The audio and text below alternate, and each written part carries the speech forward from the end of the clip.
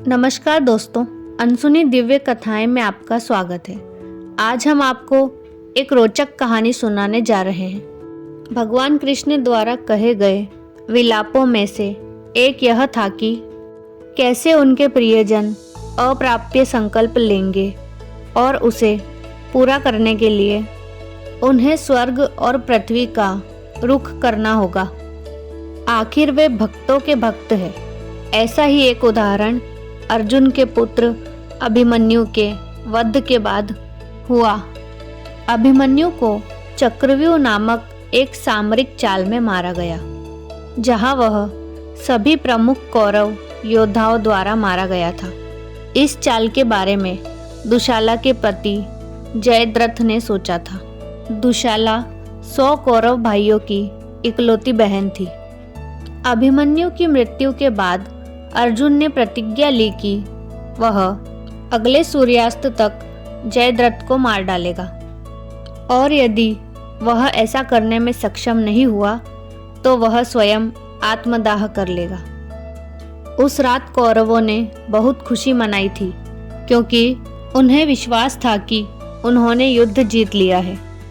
वे जयद्रथ को अपनी सेना के बीच में छिपाने की योजना बना रहे थे, ताकि अर्जुन उस तक ना पहुंच सके, और यदि किसी भी संयोग से अर्जुन जयद्रथ को मारने में कामयाब रहा तो उनके पास एक और इक्का होगा। जयद्रथ के पिता एक ऋषि थे, और उन्होंने जयद्रथ को वरदान दिया था कि जो कोई भी जयद्रथ को मारेगा, जयद्रथ का सिर जमीन पर गिरते ही उसके सिर के भी 1000 टुकड़े हो जाएंगे। अर्थात किसी न किसी तरह अर्जुन की मृत्यु भी निश्चित थी। अगले दिन महाभारत का युद्ध छिड़ गया, जिसमें अर्जुन ने अपने और जयद्रथ के बीच खड़े सैनिकों को मारने की पूरी कोशिश की। अर्जुन ने उस दिन सैकड़ों और हजारों सैनिकों को मार डाला, लेकिन वह जयद्रथ को नहीं देख सका।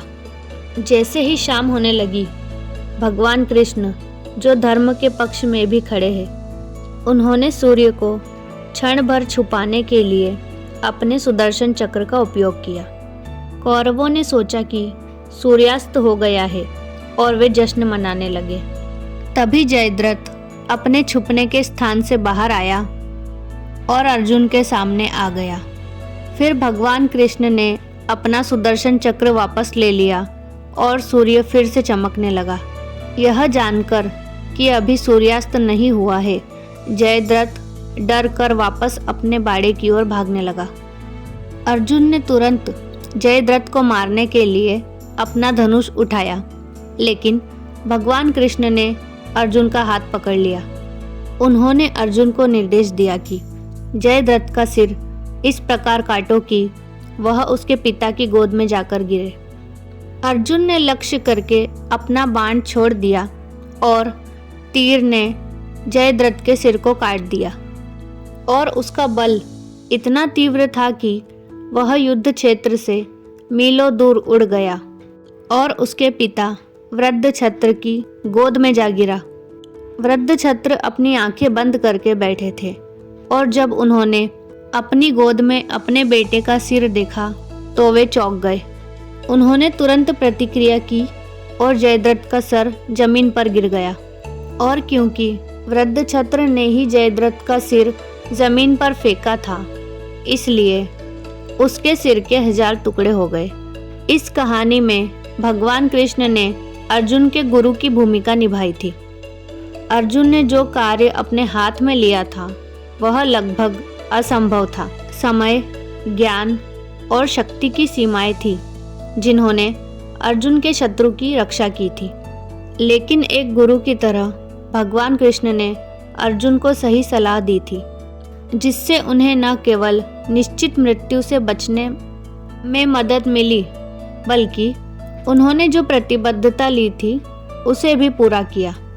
हमारे जीवन में भी यह हमारे गुरु का ज्ञान और आशीर्वाद है, जो हमें उन असंभव परिस्थितियों से निपटने में मदद करता है, जो भाग्य हमारे सामने लाता है। सुख और दुख जीवन के सिक्के के 2 पहलू हैं, जिनसे हम बच नहीं सकते। लेकिन गुरु या जिस भगवान की हम पूजा करते हैं, उनकी कृपा से हम अपना जीवन अधिक संतुलन के साथ जी सकते हैं और रास्ते में आने वाली ठोकरों से कम प्रभावित होते हैं। तो दोस्तों, यह थी भगवान कृष्ण की बुद्धिमत्ता से जुड़ी एक रोचक कहानी। आपको यह कहानी कैसी लगी हमें कमेंट करके ज़रूर बताएं और इस प्रकार की अन्य दिव्य कथाएं सुनने के लिए हमारे चैनल को सब्सक्राइब करें और इस वीडियो को लाइक और शेयर करना ना भूलें। राधे राधे।